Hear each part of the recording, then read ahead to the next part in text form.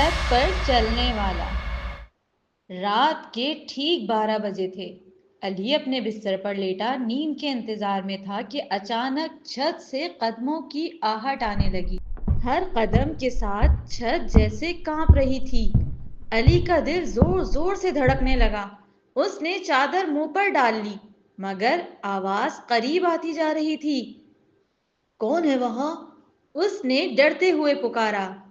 کوئی جواب نہیں، صرف ہوا کا شور، جیسے کوئی چلتا ہوا چھت پر دائرے میں گھوم رہا ہو۔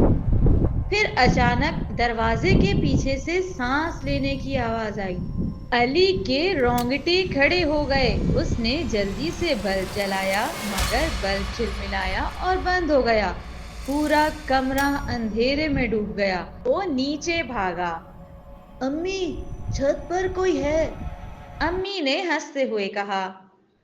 ارے بیٹا، وہم ہو گیا ہے، کوئی نہیں ہے۔ مگر علی کو یقین تھا کچھ تو ہے۔ اگلی صبح وہ ہمت کر کے چھت پر گیا۔ وہاں واقعی گیلے پاؤں کے نشانات تھے۔ اس نے گھبرا کر سانس روکی۔ یہ کس کے ہو سکتے ہیں؟ دوپہر کو اس نے بات اپنے دوست حمزہ کو بتائی۔ حمزہ نے کہا، یار، کل میں تمہارے گھر کے پاس سے گزر رہا تھا، چھت پر کوئی سایہ نظر آیا تھا۔ علی کی آنکھیں کھل گئیں۔ کیا تم نے واقعی دیکھا؟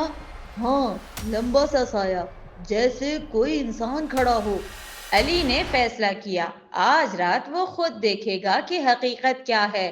رات کے 10 بجے وہ ہاتھ میں ٹارچ لیے دبے پاؤں سیڑھیاں چڑھا۔ چھت پر پہنچ کر روشنی پھیلائی اور سامنے ایک پرانی ٹن کی چادر ہل رہی تھی، جو ہوا کے جھونکوں سے آواز دے رہی تھی۔ ٹک ٹک ٹک۔ علی نے گہرا سانس لیا۔ تو یہ تھی وہ آواز؟ اسی لمحے کونے میں 2 چمکتی آنکھیں دکھائی دیں۔ ٹارچ کا رخ ادھر کیا، وہ ایک بلی تھی۔ علی کے چہرے پر مسکراہٹ آئی۔ تو میں ساری رات بلی سے ڈرتا رہا؟ پھر پیچھے سے آواز آئی، ہا ہا ہا ہا ہا ہا۔ علی نے مڑ کر دیکھا، یہ حمزہ تھا۔ میں نے ہی ساری پلاننگ کی تھی، آواز بھی میں نے لگائی تھی، مزہ آیا نا؟ علی کا چہرہ ایک دم سنجیدہ ہو گیا۔